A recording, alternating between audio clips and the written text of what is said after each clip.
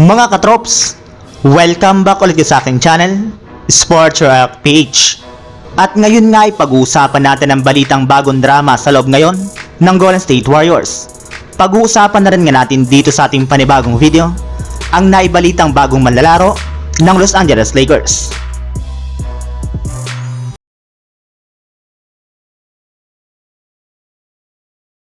Bagamat man nga po mga katrops, na ipanalo na ng Golden State Warriors ang kanilang game ngayong araw laban sa Detroit Pistons, ay may ibinulgar naman nga po na meron ulit nga pong bagong dramang nangyayari ngayon sa kanilang kupunan.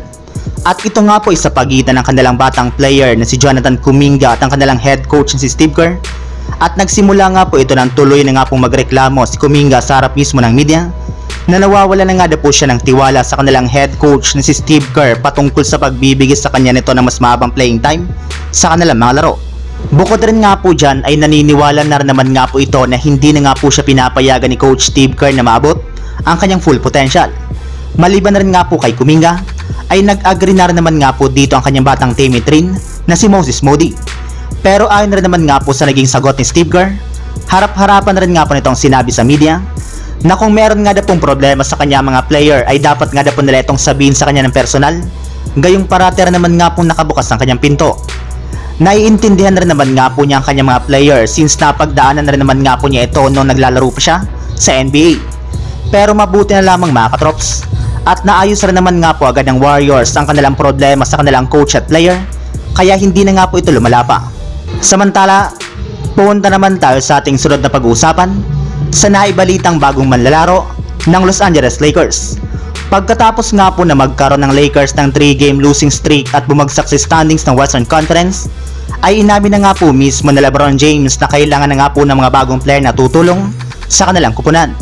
At sa kanya naging post-game interview nga po mga katrops, ay hindi nga po siya nagdalawang isip na sabihin na maaari nga na po maglaro ang kanyang anak na si Bronny James sa Los Angeles Lakers para matulungan ang kanilang kupunan na manalo sa kanilang mga susunod na game. Yes, tama nga po ang inyong narinig mga katrops. Gusto na nga pong paglaroin ni LeBron si Bronny James sa Lakers since kulang rin naman nga po ang kanilang team ng player na tumutulong sa kanilang dalawa ni Anthony Davis. At bagamat man nga po pabiro lamang sinabi ni LeBron James ang kanyang mga salita, ay nangangahulugan pa rin nga po nito na kailangan na nga po talaga nilang kumuha ng mga bagong player sa trade market. So yun lang mga katrops, ang handog kong story ngayong araw. Sana nag-enjoy kayo, please like and subscribe my YouTube channel, Sports React PH, para sa iba pang story at update patungkol sa NBA. Kita-kits muli sa ating susunod na video.